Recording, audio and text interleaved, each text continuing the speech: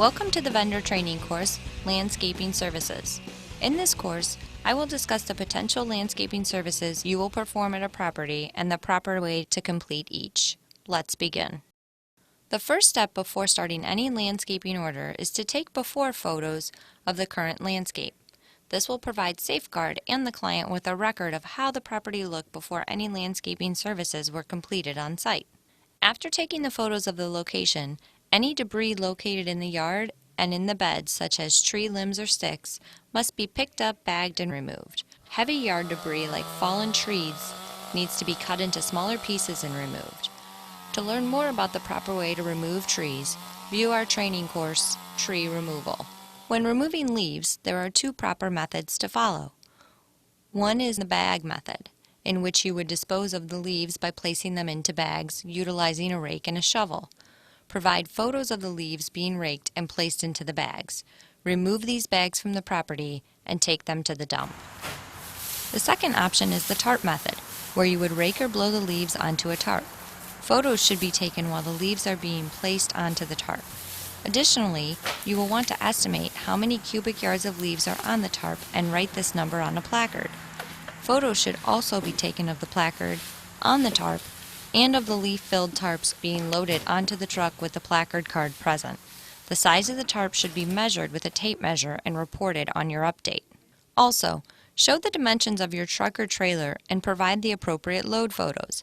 These photos include a photo of the truck in its initial state when you arrive at the property, progressive load photos as the truck is filled, and a final photo of the truck once it is full. This method is billable by the cubic yard. To learn more about cubic yards and utilizing placards, view the Measuring Cubic Yards course. Once leaves are removed, edging can be performed. Make sure that a clear edge can be seen between the grass and the sidewalk. Cut all grass areas at the property. To learn more about the proper way to perform this task, view the Grass Cuts course. Then all shrubs on the property must be trimmed and shaped appropriately. Any saplings growing out of the ground or around the base of a tree can be cut down with a hedge trimmer.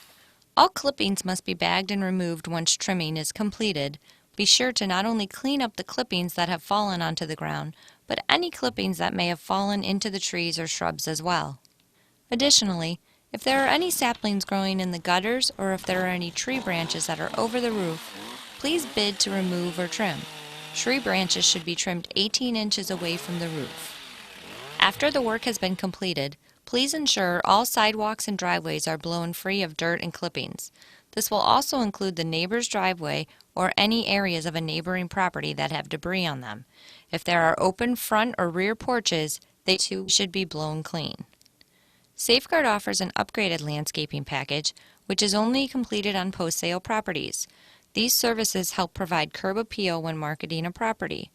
All the previously discussed landscaping services are included in this package, along with planting flowers and shrubs and laying mulch or other indigenous hardscapes. While mulching is a service offered in the upgraded landscaping package, you may also receive a mulch order as an independent service. When performing a mulching order, before starting, take photos of the areas where the work will be completed. The first step of any mulch order is to calculate the square footage of the areas where the mulch will be placed. This can be done one of two ways. The first is to measure the lengths and widths of the beds with a tape measure. The second is to use a measuring wheel to obtain these measurements. Either method is acceptable. Once you have the size of the area, you can calculate the amount of weed barrier you need by taking the length times the width of the bed. This will work if the area where you are applying mulch is rectangular. Your calculation will give you the square footage of the weed barrier you will need. Using the same rectangular mulch bed, you can then calculate the volume of mulch you will need by taking the length of the bed times the width of the bed and divide that by 27. Take that number and divide it by 4 to get the number of cubic yards of mulch you will need to cover the bed to 3 inches at depth. If you have multiple mulch beds, add the area of each one together to get a total area. To figure out the volume of mulch you will need, follow the same process. Add all areas together to get the total amount of cubic yards required.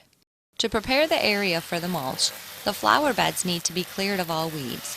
Use a weed eater and clear as much of the weeds away as possible. raking, bagging, and removing anything that has been left. If there is any outdoor lighting which is in poor condition, please remove it along with any other loose trash or debris. Trim any shrubs that are in the beds to be mulched.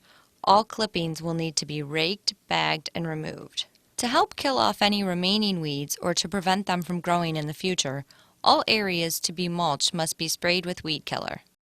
After the flower beds are thoroughly sprayed, the weed barrier can be put down. It will need to be cut to size and fitted around any barriers that are in or around the beds. Likewise, if there are shrubs in the beds, the barrier will need to be cut so it fits around them. Once the barrier has been placed, the mulch can be put in the beds. It is imperative that during this process, the depth of the mulch is checked at various intervals. Please remember, the depth needs to be a consistent 3 inches throughout all of the areas. If any areas are deficient, please add the needed amount of mulch. Some clients may require that a border be installed around the areas that are being mulched. There are various types of borders available, including those that are staked into the ground and those that have been dug into the ground. Please read the work order carefully to determine if this is a required step. Once the border is in place, the area can be mulched. After installing the mulch, check the surrounding grass and sidewalks for any pieces that may have fallen. Blow them back into the beds to ensure that those areas are clean. Any debris collected throughout the entire mulching process should be bagged and discarded accordingly. As with any other order, please provide after photos of the areas that have been mulched. We also strongly encourage our vendors to discuss landscaping needs with the listing agent where applicable, to ensure that all interested parties are satisfied with the final result. No one knows the neighborhood and the individual property's marketability needs better than the listing agent, and we are happy to follow his or her instructions or relay the listing agent's recommendations along with our cost estimates to our client for further consideration.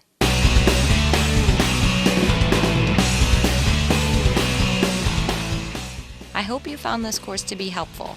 To learn more about how to complete yard maintenance services at a property, view our additional courses.